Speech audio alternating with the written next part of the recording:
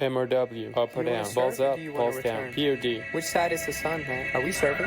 Wait, which play is that? Spin the Racket. Welcome back to Spin the Racket, Atlanta's recreational tennis pod, covering everything from the Pro Tour to the Atlanta tennis scene. I'm your boy G. I'm Lou. Today we have a special episode. We're doing an Australian Open recap. We got a repeat offender here, Nick Howe, back to chop it up with us. So boys, what a 2 weeks, huh? Yeah, great tournament. I feel like, I don't know, for me this year, typically I wake up like 3:30 a.m., like maybe once or twice throughout the Open, watch like some late night tennis. I didn't do it this year. I don't know if I'm getting soft, or is it just I'm older and wiser now, but I didn't watch any late night matches. Did you guys? Definitely. Yeah.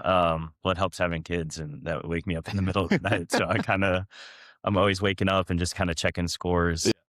And then, if something's in a fourth or a fifth and it's pretty competitive, then I kind of tune in and watch the rest of it. So my whoop is definitely telling me I'm not sleeping enough last week or so. I know Lou's always getting like 10 hours of sleep, so I know he wasn't watching. Dude, well, I mean, that's the thing about this stuff, right? You can still catch I did a lot of early morning matches. So I've been waking up at 5 a.m. So between 5 and 9, you still have a good bit of tennis, kind of the second half of their day. So I caught myself getting distracted in the gym watching a lot of matches. He just had to drop that. He's in the gym between 5 a.m. and 9 a.m. though. I like Exactly. Wait, what? I just have to drop that? No, I love that. I can't wake up early and work out, so I'm proud of you. Dude, I mean, I'm telling you, in the morning. If you had met me 2 years ago, you would think that is impossible for me. Waking up at 8 a.m. used to be a challenge. So it's just, it's been a lot of work. I'm a night owl. Yeah. My grandma goes to sleep at like midnight. So it's in my dad's side of the family, but it's very intentional now. And I guess it gives me the chance to watch some of the early matches and stuff like that. Well, I guess the later matches for them, but for us, it's still like you can wake up at 5 and still catch part of the 3 a.m. match or whatever, right? Yeah. I'm not really waking up at like 1 or 2 usually, but I'm kind of in your line, like maybe like 4 to 7, 4 to 8. Yeah.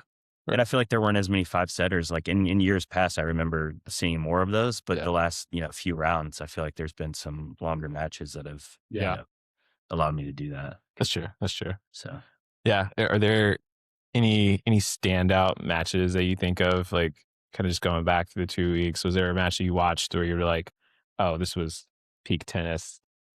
I mean, for me, it was the Zverev Alcaraz match. Like that will define this tournament for me. And then obviously, followed up by Sinner Djokovic. But I watched probably the middle of the second set through the end of the match, like every point. Nice. You had your cramping drama. You had just like phenomenal tennis. And then you had Zverev just like, I thought he was going to do it. And it was like, he had so many opportunities to choke kind of in the fifth set. And it was like, he kept finding his way out of them.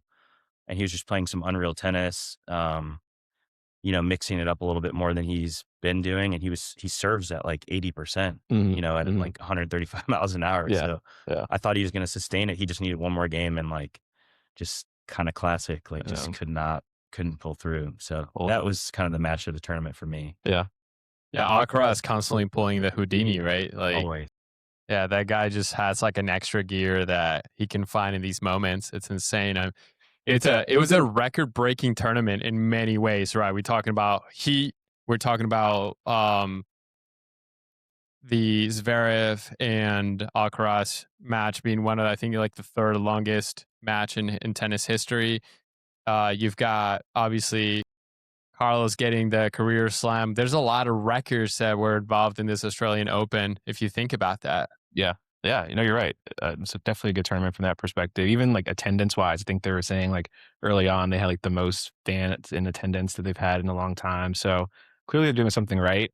I think obviously the heat definitely sparks in my mind just in terms of some of the big stories of the tournament.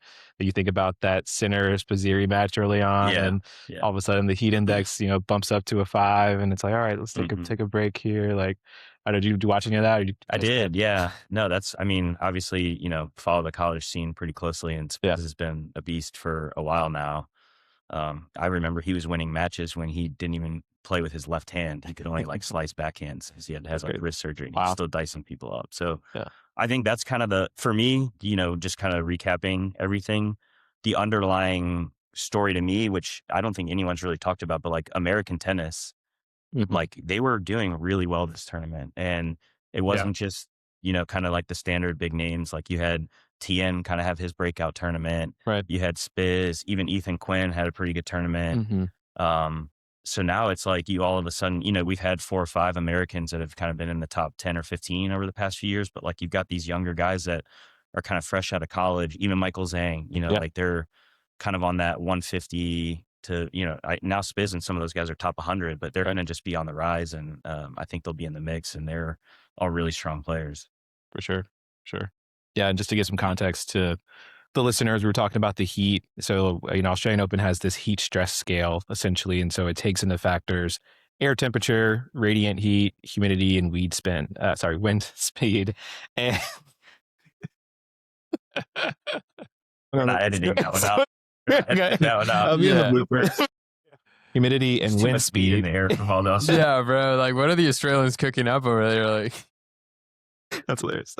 Humidity and wind speed, and the scale goes from 1.0 to 5.0. And so if it gets to 5.0, then they can suspend play on the outer courts, close the roof on Rod Laver in the main arenas. And so that was something that was implemented this year a couple times. We saw the heat, but yeah, I mean, you wonder if Spiz was able to, keep center out there on the open Rod Laver heat, like how different the tournament would be. But I know some what ifs, but yeah, always thought that was kind of interesting moment and then the tournament. Yeah, I mean, what are your thoughts on that? Like, do you think it was fair that they, had to pause the match and close the top and all that, or do you think that like the rules were just being followed? Yeah, I mean, I think it's funny because naturally there's going to be preferential treatment for the top players. I mean, you think about the billings and getting people out to the matches, and like they want to see these top players make to the second week.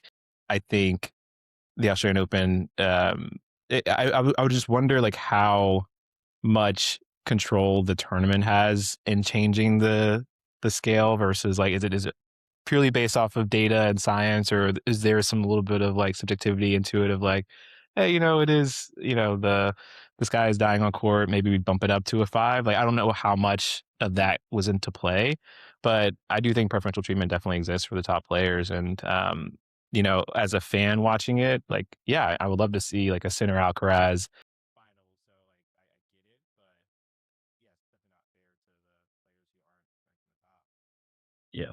I didn't follow that storyline like super, super closely, but the way I was, or what I read about it was like, it was known that at some point that day they were going to close the roof. So it was just kind of a matter of when. And then you've got a guy like dying on court. It's like, okay, maybe now's the time to do it. Right. So maybe it's a good point. Is it scientific, or is there some, art to it? Right. Yeah. When a tournament director can kind of like pick and choose. Yeah. So, I mean, I think if you're a good umpire or a good tournament director, there's always going to be some like art to it. Cause with the serve clock and all that stuff, like you don't want to be disrupting guys in the 5th, if, with pausing them, and kind of, you want to find a good break in the match on, closing roofs and stuff like that. So.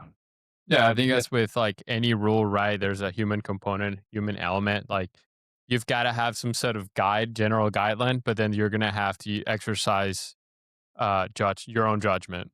And it's just going to depend. Like you said, it's just a matter of timing more than anything.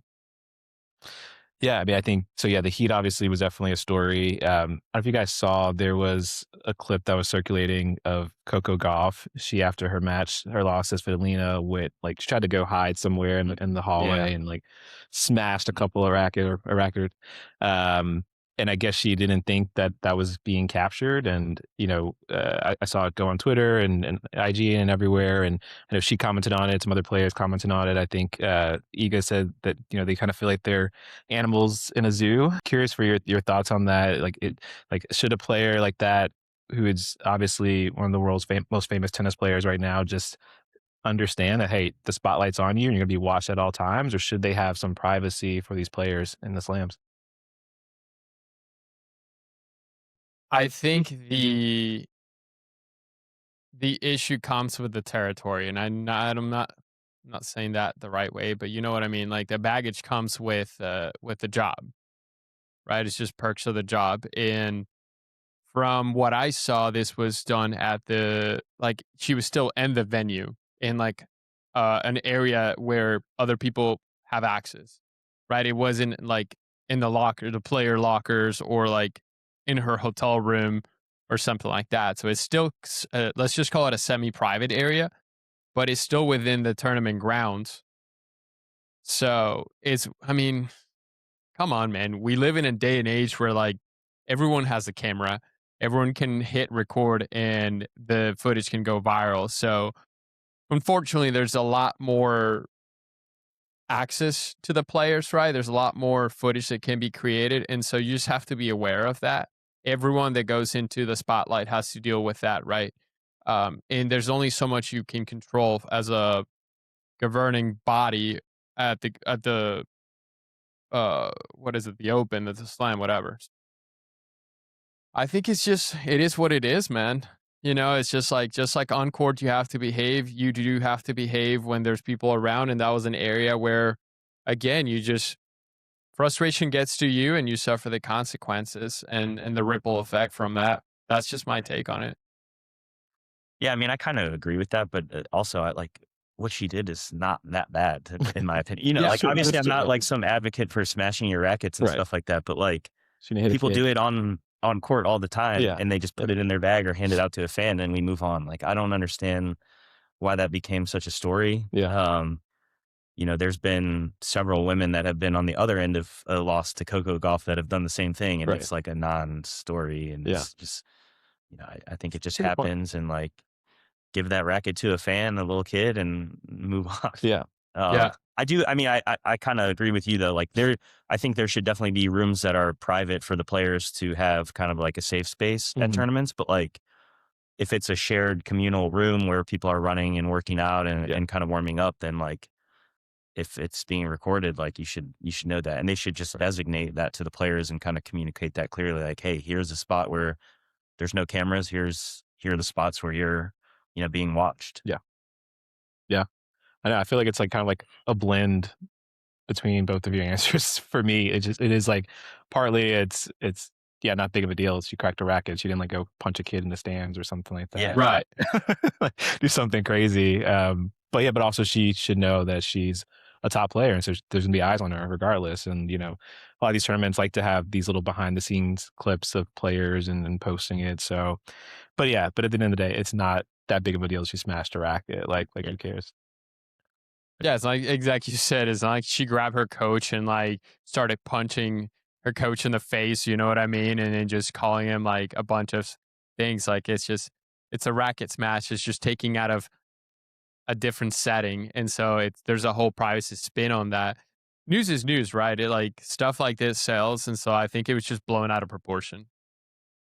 But I get it from like her perspective. Obviously, you know, she is a role model for these young Sure. kids too, and I'm sure her brands also want to have a certain kind of image too, and so maybe like that's something that she's trying to protect as well. But I mean, yeah, but then imagine asking that same question to Rafa. What do you think Rafa would say? I mean, Rafa is Rafa Nadal, like huge role model for everyone in tennis, both men and women, right? And like he would tell you, like, I did it for 20 plus years and never smashed a racket. Like it can be done. So I think it's more of a character thing. Say what? It's what he said at the Wimbledon press conference. Right. Yes. Bro. But I think, I mean, yeah, you've had like you ask Rafa these questions and he'll give you like a pretty brutal answer. It's like, well, you signed up for this. If you don't like it, you could always not play. Do you think there's like a double standard there too? I know we're getting a little off topic, but like just around like the women, like obviously Coco did it.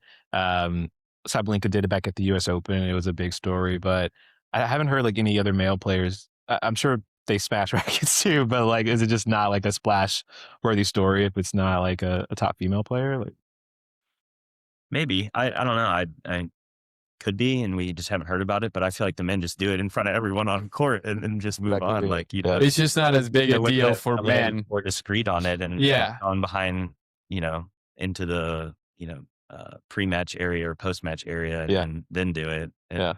There's a bias there, but I think there's a bias from like the player's perspective because men are seen smashing rackets more often than women. And so from our perspective, we're more conditioned to see men smashing rackets than we are to seeing women smashing rackets. So they're establishing some sort of norm, some sort of baseline. And so in our minds, there's also some sort of bias to that, right? So you see a woman smash a racket, it's a bigger deal than seeing a man smash a racket because of the commonality that men are more likely to smash rackets. And if you go back and probably look at the data, that happens more often. So it's really hard to draw like a kind of like an even line and say, well, it is or it isn't, because anecdotally, it's going to be, well, I've seen more men smash rackets. So you see a dude smash a racket, it's like, yeah, that's just a dude smashing a racket, right? You see a woman do it, it's like, oh shoot, is she all right? Yeah. I don't know. That's fair. Yeah, I don't know. I feel like there's like a few of these kind of interesting stories that have kind of popped up out of the Open this time. I know like there was early in the tournament too, before it started, there was like the happy, I think they call it the happy slam or happy 1 point. the 1 point slam. The 1 point slam, yeah. I feel like that was kind of like a good start to the Open, kind Sure. of get a lot of eyes and attention. Like, have you played one of those before? Like, Never. no. It sounds pretty fun. Yeah, I feel like it'd be kind of cool to do. Yeah, it seems like more and more of these tournaments are trying to do stuff like that to like just bring eyes and attention to the sport, which is cool. It's It's a great. good entertainment product. Yeah, and I like that this one was a little different than the U.S. Open one. Mhm. So now maybe they lean into this, and the U.S. keeps their mixed doubles format for this year. Right. But I loved how like the first week of slams used to be 2 weeks and now they're 3 weeks. Right. Yeah. And you're getting this whole like fan experience week. Yeah. A lot of them are free. A lot of Mhm. them kind of like tailored to kids and families coming out. And so instead of buying, spending $1,500 to go take your family to a match, like you can kind of take them out for free and kind of be on the grounds, get exposure to the sport. And then, they're having these like really fun events. Yeah. And all the qualifying tennis is just like top notch these days. Oh, absolutely. It's so good. It's so competitive. So it's just, I think tennis is in a really good place from that standpoint. It also made me think about, you're talking about costs for families. I was just thinking about the viewing experience for us in the US and other places. ESPN Unlimited. ESPN. Yeah, I'm glad you're going to bring this up because that was like a topic. I was like, we have to talk about this. What the hell? We have to talk about this. There's what, 3 different tiers to it? There's like ESPN, there's ESPN Plus, you got ESPN Unlimited. Like, what happened to just... Didn't I send you a meme of that? Yeah, the guy... who's the guy's name? Oh, I have no idea. We could probably pull it up somewhere here. But yeah, it's like, oh yeah, so you need, so to watch this match, you need ESPN Select. And it's like, no, no. Why'd you Select think that? Plus. And it's like, why would you assume that? It's like, yeah, and that's crazy, right? It's super complicated. Yeah, I remember the first day, because I've had ESPN Plus or whatever. I paid for ESPN Plus. Yeah. I've been able to watch like every slam match. Right. And you can pretty much pick which court you want. And then the first day, I forget who I was trying to watch. And it was like, you can't, like, you need ESPN Unlimited. I'm like, I don't even know what that means. Like, how much, can I just pay for every match for the Australian Open without having to like have some year-long subscription? Like, I'll do it. Exactly. I'll pay you $100 to watch every Australian Open match. Honestly. But it's just, it's getting out of control with all these streaming services. It's so over the top because we already have like Tennis Channel and they have like their own production, and then you have the ATP has like Tennis TV and you have to like pay for that if you want to watch all the ATP matches, and you got ESPN for the slams, which I love their coverage and the fact you can watch every single court, but to pay X amount more just to watch court 12 versus court 7 is ridiculous. I know. Yeah. I mean, I'm a big fan of consolidation. So, it's like we just signed up for like Disney Plus, and then you get like Hulu, ESPN, all that. And what? The bundle, they think you're saving money. Dude, yeah, but it's like I only have one subscription, and then you get all this stuff. And you don't have to manage. You have to manage less, right? So at the end of the day, I think from a value assessment perspective, it's a lot simpler. Yeah. I don't know. So now I just feel, whereas before when I was subscribing to ESPN Plus, I would just kind of keep it until whenever, whatever slam, just kind of keep paying the fee or whatever. But now I feel like out of principle, I'm going to cancel this ESPN Dog. Unlimited and the downgrade to like the basic one and then just upgrade again. But My God, reminders. Yeah. You know, I've done this. Like I do this for like shows on Apple TV Plus where I want to watch a show. Let's say it's 8 episodes. I calculate how fast am I going to watch this, or is it going to come out once a week? I'll set a reminder in 8 weeks to cancel the dang subscription. So you're only subscribing for those moments. I mean, I've done it too for the slams where it's just like I'll get ESPN Plus and then remind me to, you know, unsubscribe or cancel this in 2 weeks. Right. It's just crazy to have to do all that. But Yeah, same. it just makes it it's just a tough experience for us as fans and trying to grow the sport. It's just like, I wonder if that's a conversation that the slams have with like ESPN or something like that when they're giving them rights and they give them a heads up on that kind of stuff. But definitely, They should probably be having this conversation after this slam to figure out how to make it easier, right? Right. It's getting a little complicated. All about that bottom dollar. Yeah. Crazy. Well, I know we started off talking about just some of the matches that we watched and liked. I know you mentioned kind of the semifinals and the men's side being really 2 top tier matches. Obviously, the first slam of the year kind of sets the tone in a way for the rest of the year for 2026. We can kind of break it out, women's, men's, figure out who we want to go first. But what is the significance of the results of the slam here? Who do you want to take first? You want to take men or women? You start with the women. Yeah. So Rybakina wins her second slam against Sabalenka. Played a pretty good match. I mean, have a 3-setter in a final is always pretty fun. Obviously, she was able to come back from a pretty tough period in her life too. I feel like she's had a lot of struggles on the mental side, switching out coaches, other things going on. So I thought it was kind of nice to see her back in the winner's circle. Yeah, I mean, I think it's good to have like more, top dominant women in the mix. It's kind of on the men's side too, but having her in the mix, it makes it fun. And she's another, player that can beat the Igas and the Cocos and the Sabalenkas of the world. Yeah.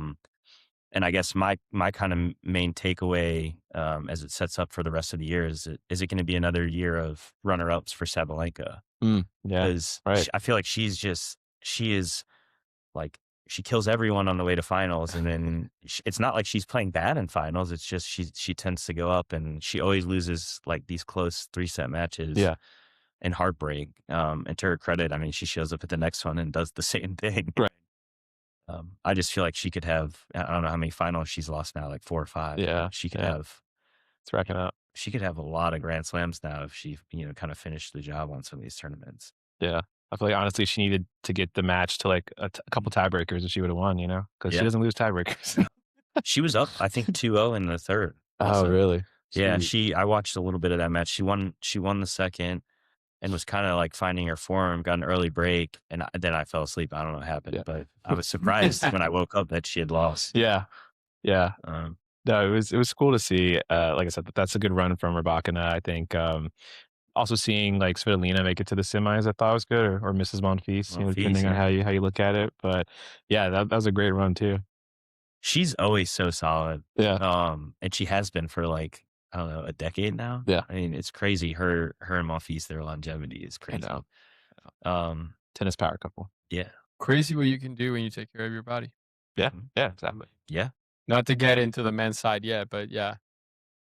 Yeah, she's an insane player. I mean, I feel like talent-wise, she might come in a little lower than some of the top women, but she is such a grinder and she is just so solid on both sides. Yeah. Her serve's good, her returns are good. Yeah, for sure. She's kind of always going to be in the mix. Yeah.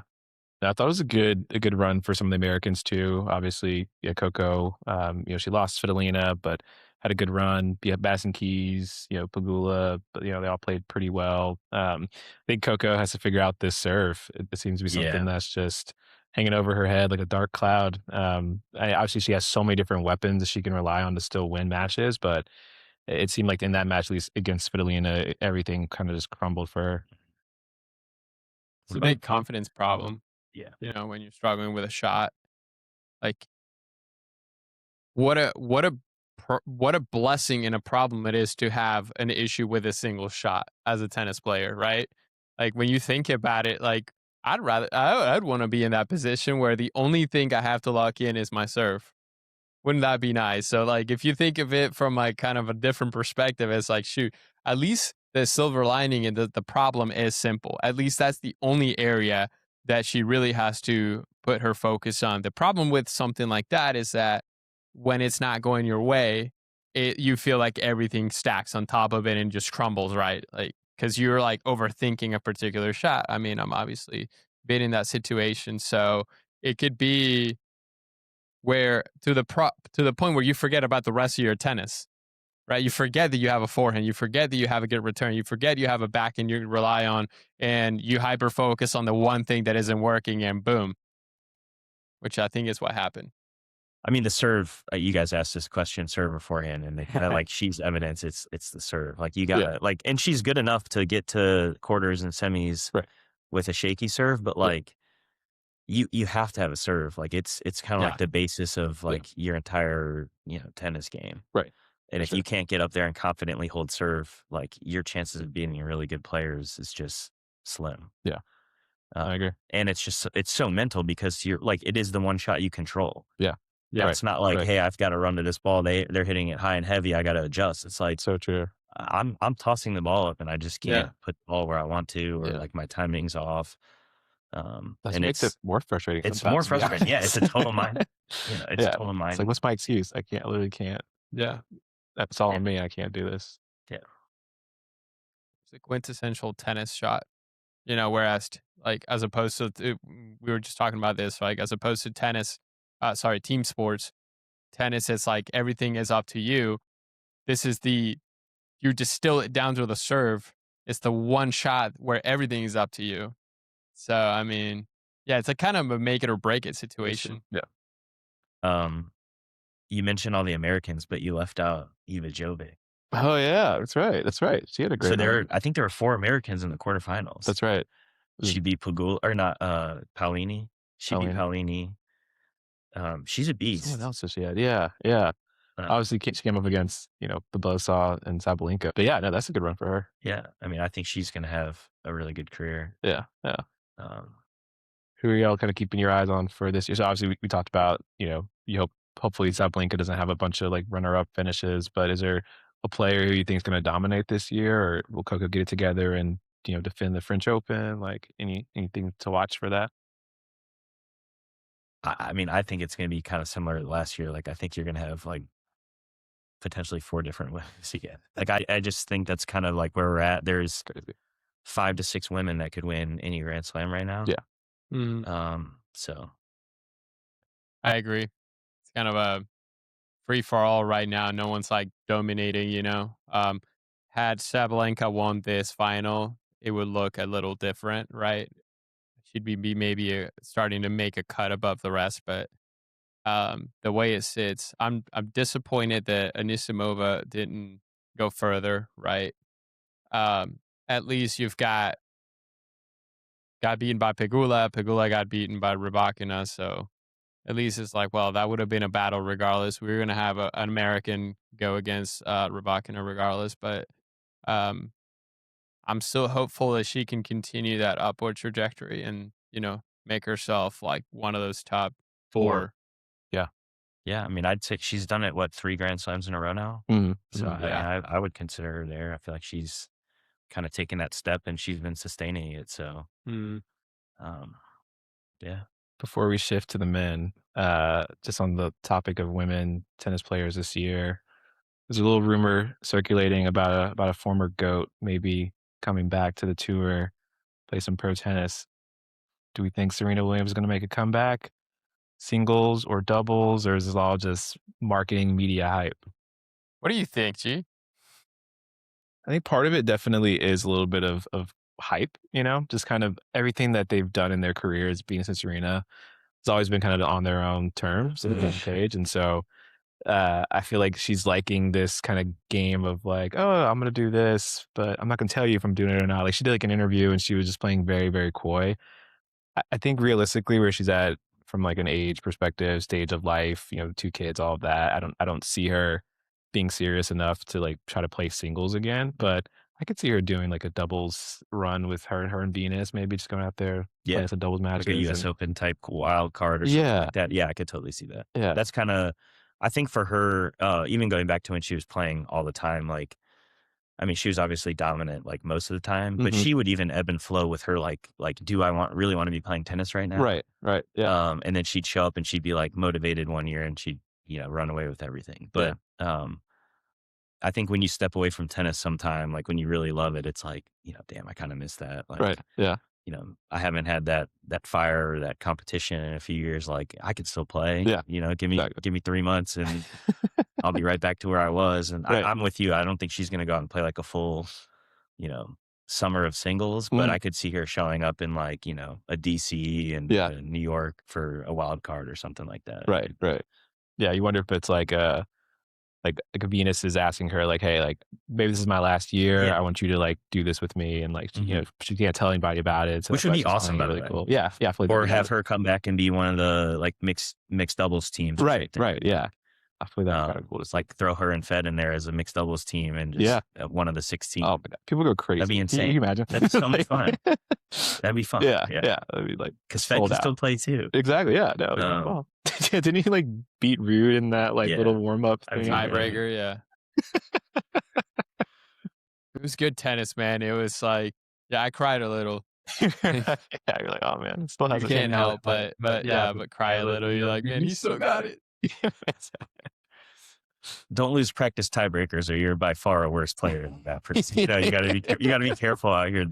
Hey, it's like on the rec tennis, It's like lose a couple of dingles matches, and that's it. Yeah, he's washed. You're the worst player ever. Yeah. I love it. All right. Yeah, so let's get some thoughts on the men's side. Before that one of the things we didn't touch on, you mentioned at the beginning of the episode that your Whoop is probably talking to you and telling you need more sleep.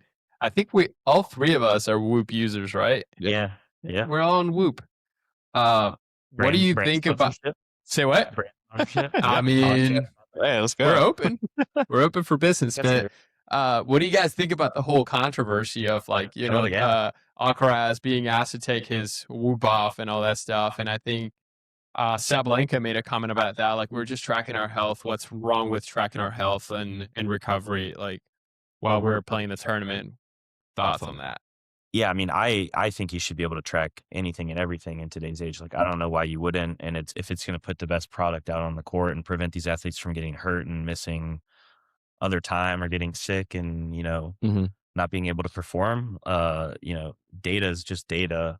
Right. The one thing I saw about it, and I could kind of see it with like an Apple Watch, like if someone could text you or something like that, or, if messaging's enabled, that shouldn't be allowed. The one thing with the Whoop was someone was like, oh, well, they could just like make it vibrate once for like serving down the tee and make it vibrate twice for serving out wide or something like that. It's like, so it's like, yeah, no, I don't even know how that would work, but that was kind of like one of their rebuttals. So it's like, okay, well then just give me one without vibration. Like I just want like have Whoop make one without vibration for these pro athletes to use. And then there shouldn't be any issue with it.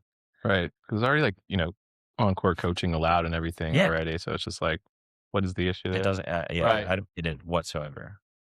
Yeah. It just felt like a kind of a moot point. And to your point, like, I mean, Rafa played with a freaking Richard Mille. Oh yeah, they played a $3 million watch. Yeah. Yeah, it's like they play with stuff on the wrist, so it's like to your point, they're tracking. They're not doing anything for the player.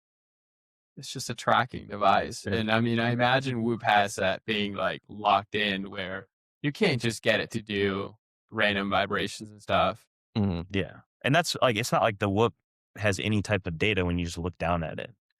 Yeah. If an Apple Watch, it's like, oh, my heart rate's like 150. I need to be at 140 to serve the best. Then I could see how it's like some gamesmanship or something like that. But like the Whoop gives you nothing. So I just don't understand. That's kind of strange.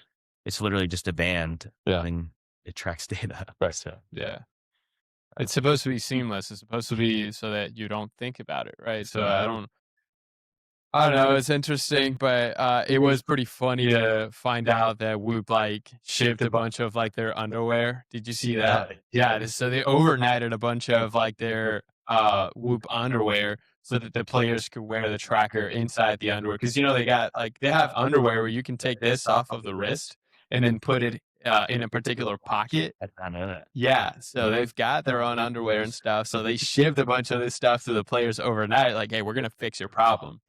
And yeah, see, they're going to track it one way or another. Right, yeah. And it's like, they can wear the sports bra, heart monitor thing. Right. It's like, I just don't, it's so dumb. Huh. Yeah. A lot of little controversies at the US or the Aussie. Oh, that's what I said. I said crazy. at the beginning, there was a lot of records, a lot of controversy, right?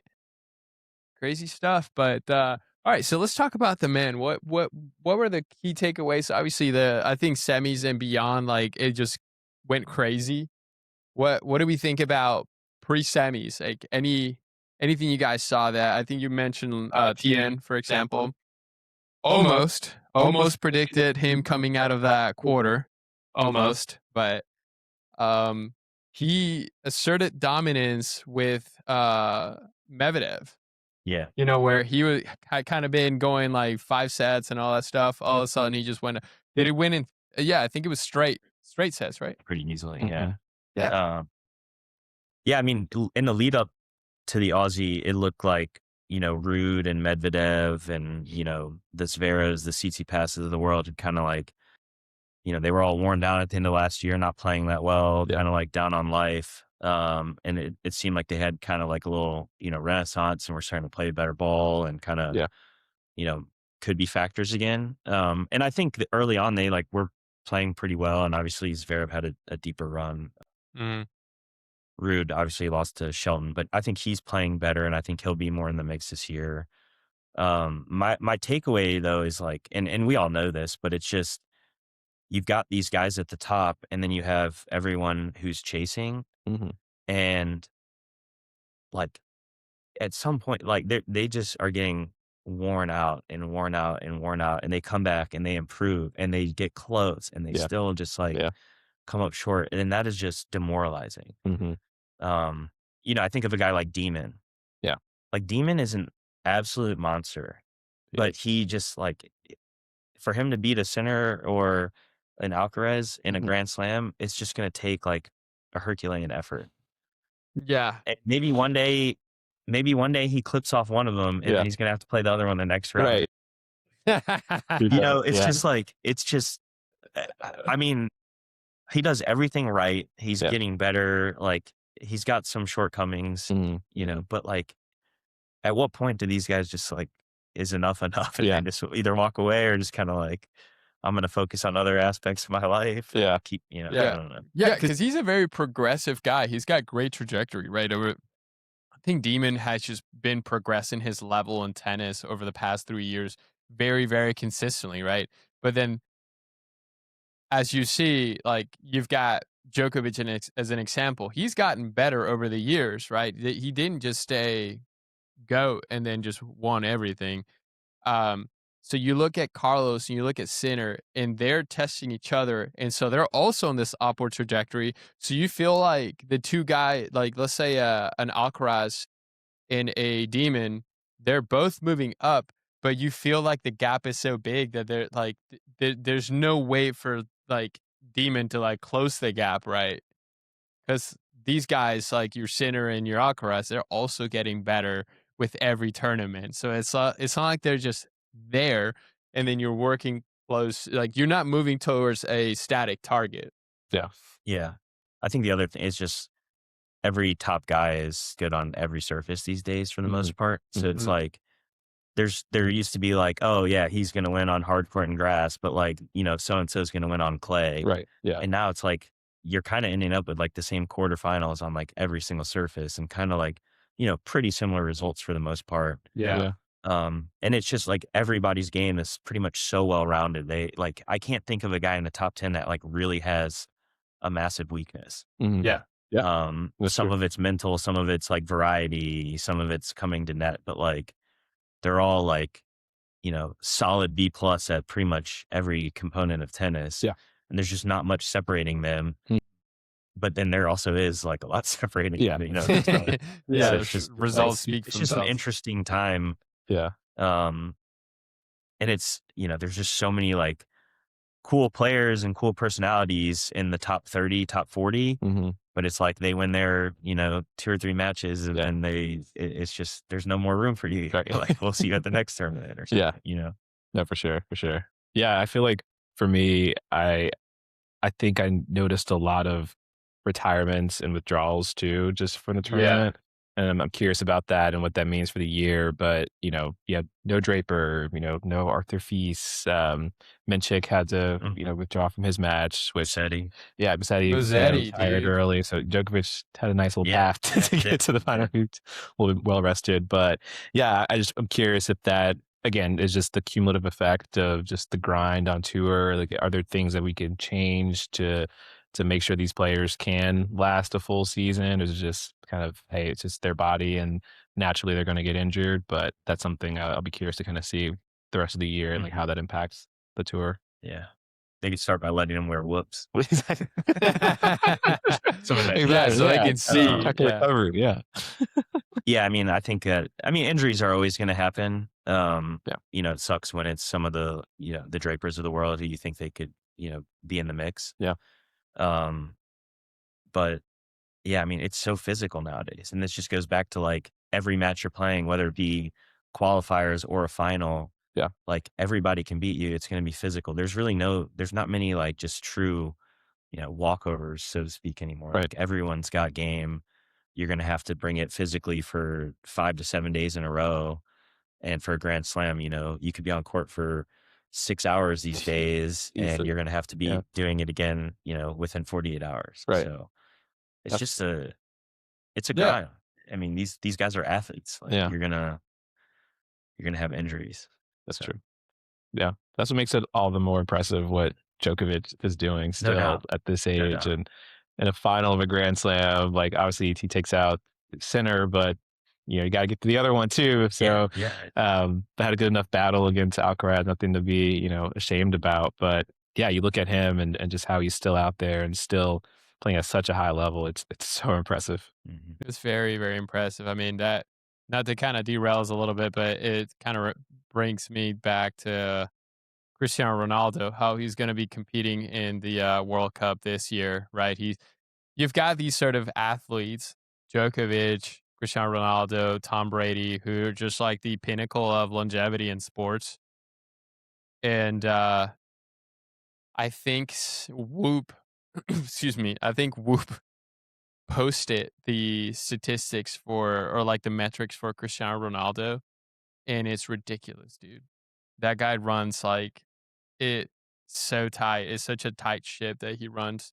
All the longevity protocols that he does and all that stuff. So I mean, you think of him and he's like 42 maybe, going into a World Cup representing Portugal.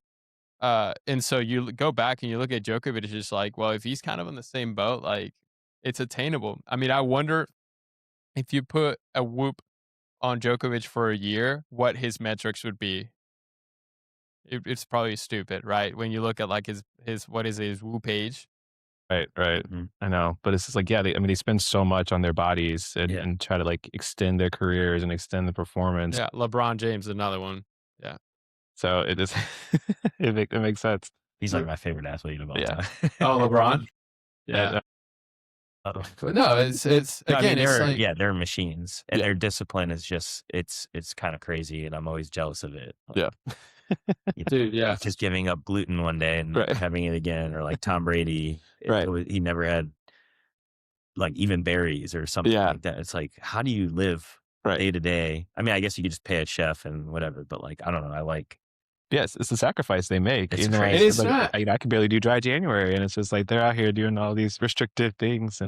But and that's a funny thing though, that like if you look at a Djokovic is vegetarian, right? Or I don't think he's full vegan, but I think he's vegetarian.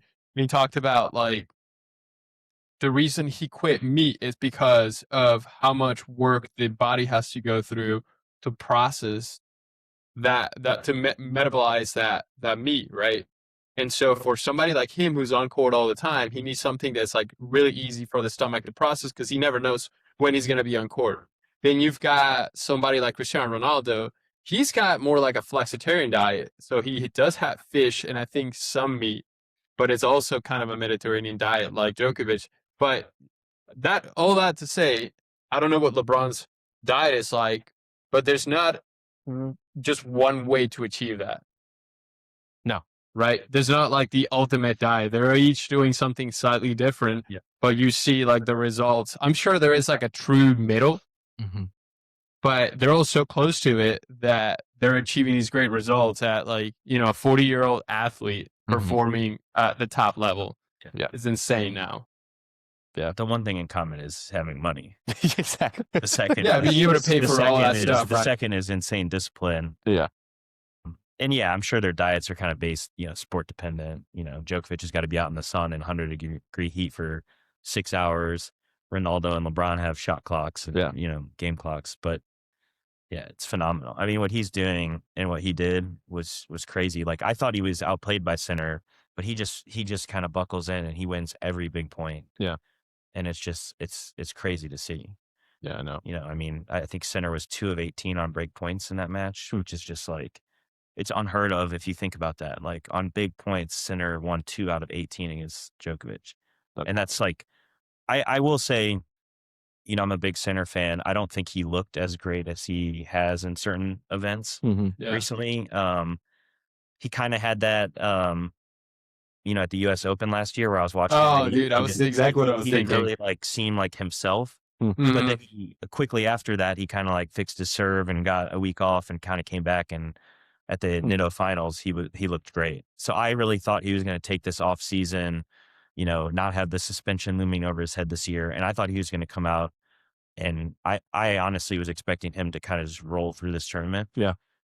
Even against an Alcaraz. Yeah. And I don't know if that was, part of the reason of the Djokovic loss, where he kind of was just like ready for that Alcaraz rematch and just kind of maybe overlooked Djokovic. And then he was just playing with fire too long. Kind of same with Zverev. Like, you got to put these guys out when you have the opportunity. Right.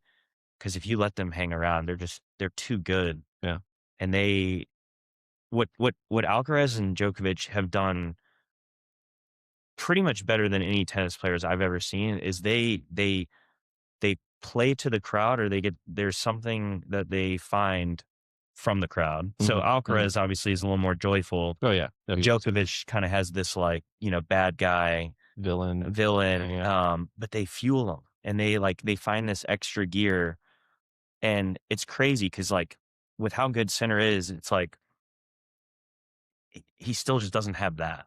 No, because he's very here. Yeah, which is amazing in itself, and he's going to win so many Grand Slams. But like I think he's the best player in the world. But it's like there are these like emotional roller coaster and waves in tennis matches, and the other guys just ride them better than even the Sinners of the world and the Zverevs. It's like they got to figure that out. It's not whether you hit a drop shot here or there. It's not a technical thing. Yeah, like you got to just. Some guys have it and some don't. Yeah. I mean, Sinner obviously has it, but I think he would have 2 to 3 more Grand Slams right now if he, was a little less robotic at times. Yeah. It's a good point. The way I think about it is Sinner's just so good at everything, right? Like there's no weakness really. He's just so solid. Kind of like you said, he's like here. I think that he's just incredible. But I think Alcaraz just like had a little bit more that he can just dial up at certain times. Maybe it's like using the crowd, maybe it's doing something else, but I feel like he can like redline it a little bit more than Sinner can. And when he does that, he just ascends just a little bit above Yannick, in my opinion, to where he's able to kind of clip him sometimes at these slams. I don't know. I can't articulate what exactly it is, but I think just Alcaraz has just like a little bit of a higher ceiling to me. Right. Yeah. If we think I think like in gears, right? Like, let's say we have 6 gears. Yannick is able to operate at the 6th gear the whole time, which is super impressive. This like plateau he's created is like very, very high in as far as like the tennis level, right? In composure too, in hard moments. But then you've got a Djokovic, you got a Alcaraz that might fluctuate between the 6th and the 5th gear, sometimes even dip out to 4th gear.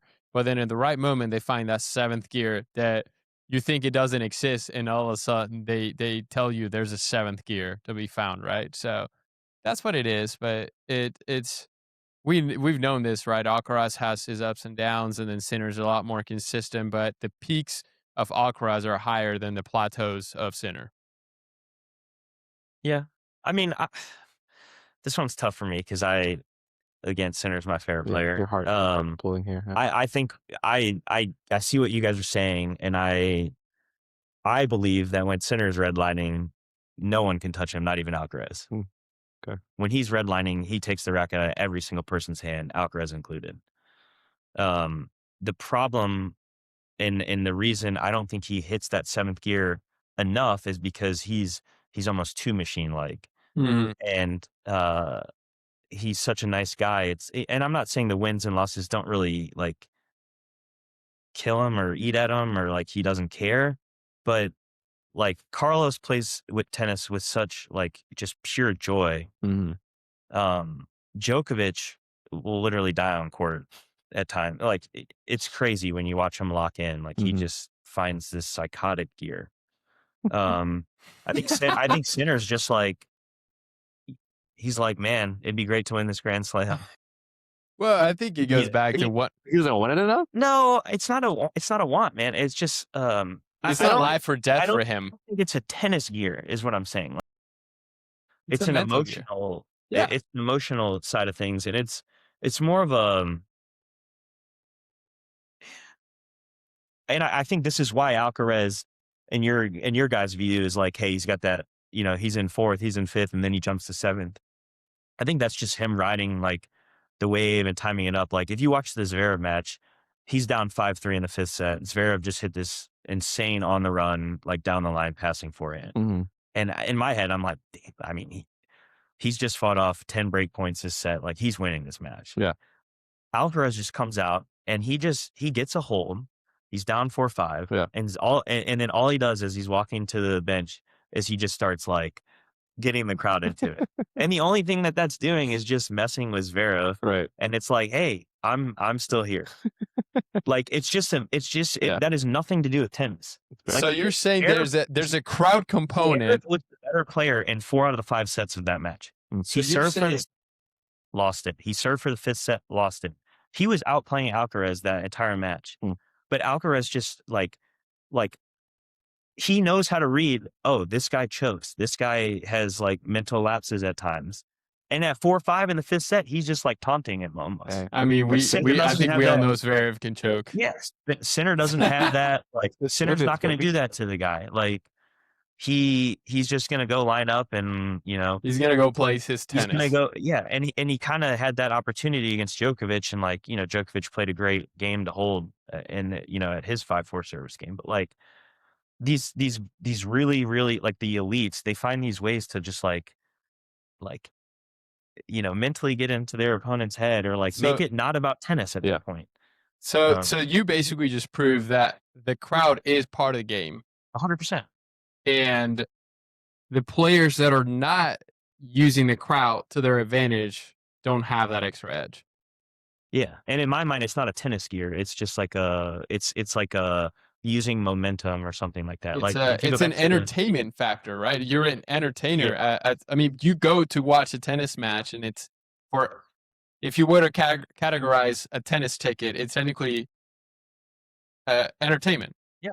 So they're able to be entertainers and to use the crowd as another element, like heat, like wind, humidity, court surface. Back to the French Open final, and it's kind of the same thing. It's like, I mean, Sinner was, I know Alcaraz came back, but like Sinner had him. Like the match was, in the balance, and he gets one hold, and then it's like Yannick serves for it, and then Carlos just like he finds that way to like get the crowd into it, and it's like if you're a smart tennis player and you go to watch a Grand Slam and someone's up, like if you have someone on the ropes and it's like 2-0. They all start rooting for the guy who's losing, right? Because they want to see a fourth set. Yeah. And then in the fourth set, they're rooting for that guy because they want to see it go 5. Like, and that's what those guys do so well. They can kind of see the match from not on the tennis court. They see it from like 10,000 feet, and they're like, able to like maneuver the emotional side of things. But if it's just tennis, Sinner's better. I'd argue that that's all part of tennis. It is, but So it's like it is like it's a mental game. It's emotional. It's all of these areas. And so if he's able to actually bring in the crowd, and that's something that's like a special sauce. It's a sauce. It's just sauce. Like, I think superpower. No, but to that though, it doesn't become as big a factor until you are on those bigger stages. 100%. So it is. It's not a. I wouldn't say not a transferable skill, but it's not a skill it doesn't become an element of the game until these big moments when you're in front of, 20,000 people. And then now the crowd element is a bigger part of tennis. So that's another component there where, to your point, like Carlos or Djokovic may not have this on a first round or a second round. They may not need it, but and I think that's why it's exponentially more of a factor in Grand Slams because you're playing 3 out of 5, and the matches can go for 6 hours instead of just. You can't just have a bad. You can have a bad 2 sets and still find a way to be hanging around 5 hours in. Right. In a normal day-to-day or normal tournament, the match is just done, and it's like, hey, he was better than me that day. That's true. So yeah, anyway, that's a long tangent, but that's okay. I like this tangent. I think Sinner, like in my mind, he underperformed this tournament, and I'm not expecting, but I'm eager, and I think I would hope that he comes back and just wins the French. And then I think that'd be really fun for the rest of the year where it's like, it's not just Alcaraz running away with it. And it's like, oh, Sinner just won the French.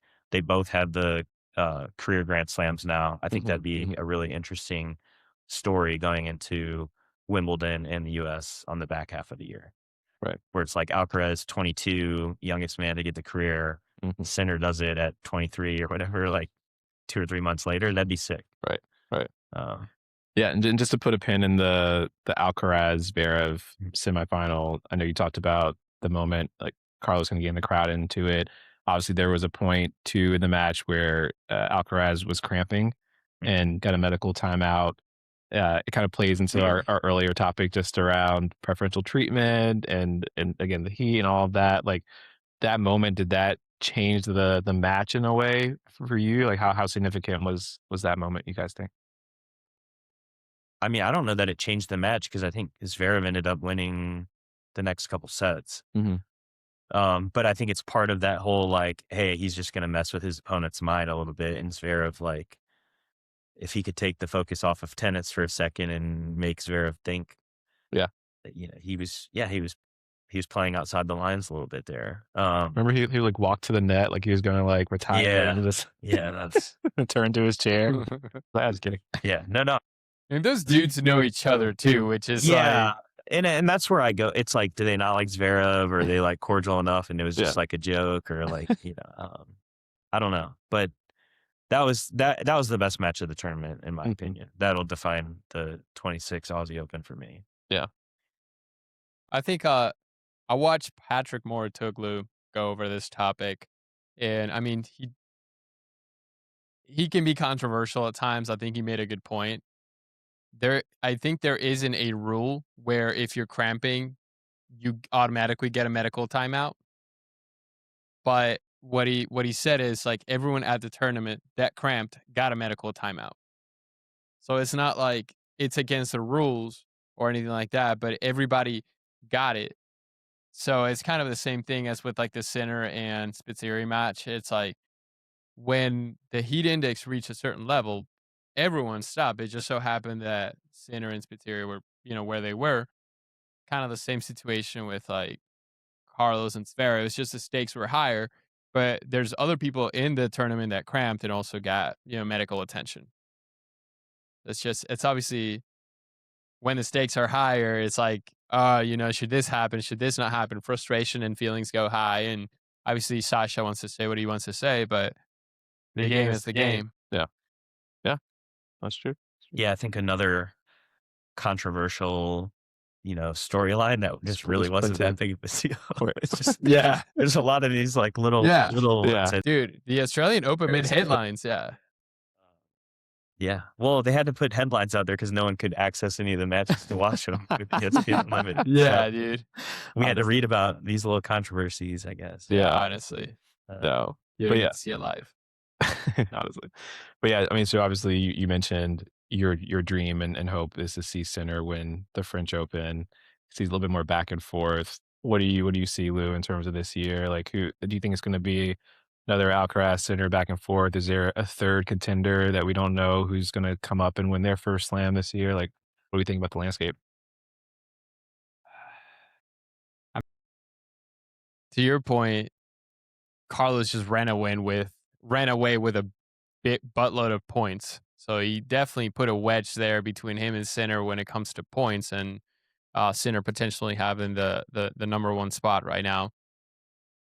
I expect Carlos to win the French Open and that be like, kind of his tournament. But Sinner is just, as proficient on that surface. I think Djokovic proved that he can be a contender. He's solid on clay too. So I am expecting Carlos to win the French. I mean, obviously Sinner's going to do really well. He could take the French. We don't know. For the record, I'm a big Sinner fan. I'm split between who I like more right now, but obviously you can't. Yeah, they're both. I mean, they're both likable, great players, right? So it's kind of hard. I like to see Big Ben do something in the French Open. I think he's got the game for it. He just, as with everything, he just needs to refine his shot selection a little bit and work through that. But yeah, Mazzetti, if it weren't for the injury, he could beat Djokovic. He was I mean, you never know, right? It's Djokovic, but he had pretty good trajectory in that match. So he's another one that is pretty good on clay. Yeah. He's an awesome clay player. Yeah. I mean, I would love to see someone new this year. It'd be fun to see someone else make it to a final. Make it to the final at least, and maybe they don't win. I don't know, but like just see someone else out there who's like kind of giving these boys a little bit of a run for their money. I think would be kind of interesting to see. Who is it? Bernard Tien? I don't know. I don't know. A little away from. I don't know if we're stocking him yet. Yeah, but I think as a future. I know this was a disappointing tournament for my boy FAA. Obviously, had a little bit of an issue first round, but Drew. We're like 2.5 hours in, and you're just hearing about FAA. That's crazy. I want to be respectful. I think if he gets healthy again, sorts out whatever he's going through, he could have an interesting year too. Obviously, U.S. Open is kind of where I put him, but he could be up there too. I think. Yeah, he's solid on clay. I don't see him on grass as much. Just I don't know that surface suits him necessarily, but he is playing well. I'm not gonna bet on that. All right, these Canadians, can't trust them. Yeah, I mean, a lot of it now it just comes down to the draws too. Yeah, that's true. Where it's like now that Sinner's back at 2, he's gonna have that Djokovic matchup more in theory in the semis, and I guess they randomize it anyway. But I think that's the most important. It's like if you're Sinner or Alcaraz, only avoid Joker in the semis. Right. I think he's gonna. I think hard courts are his best opportunity. Obviously, he's great on grass too, so I could see him doing there. Clay, I don't know if 40 if he's going to be able to sustain the best of 5. I think he did get a little lucky with having a walkover and then only playing 2 sets that one match. The legs were a little fresher. Yeah, but clay, it's a different beast. Yeah, I mean, we didn't mention Sasha. Obviously, you said he played probably the best match this tournament. Is he just cooked for the rest of the year? Does he come back and contend? I say we see when we see. I think with Sasha, it's to the point where I'll change my mind when I see the result. I mean, it's to the point where like everyone's had these expectations of the guy. It's like, let's forget about the guy for a moment. If he does something different, then yeah, let's change the expectations. But I think there's a lot more exciting players out there with more trajectory. Yeah, I mean, I still think at some point he'll get one. He's just like he's always going to be in semis. He's very solid. He's kind of just robotic. Like and it sounds bad, but I feel like he's kind of just numb to this. And it's like, I was a little more concerned about him. And then I saw his post-match comments and he's kind of just like, hey, my legs gave out. I gave it all. You know, I think he's just going to come back and be doing what he's always done and kind of be that third best player in the world. It's crazy. He's so good, but like still. Right? That's just the life we're living, dude. Him though, it's like he's pretty good on all surfaces also. You know, so I think it's just, you know, can he just find a lucky draw at some point or get a little lucky with, you know, Sinner or Alcaraz kind of having a bad day? And, you know, and he's capable of beating them. You know, I think his head to head with both of those guys is like pretty even. So I think he finds one at some point. I don't know if it's this year though. We'll see. Hope he does. Yeah, I think it would be good for the game. But I would like to see, like, I think the most important thing is just Sinner and Alcaraz not getting too separated. Yeah. Like, I think that rivalry is really what's going to, like, you know, fuel tennis for the next decade. Yeah. So I'm cool with, you know, a couple guys getting them here and there. You know, hopefully an American finds one. Yeah.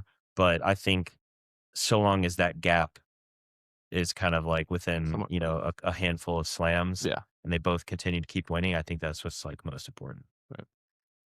All right, Nick. Well, thank you for joining us for this special episode of the Australian Open. It's been a pleasure hosting you and listening and, you know, just going back and forth on all the opinions. Hopefully your predictions come true about the future of the sport for the next 10 years. That would be very exciting.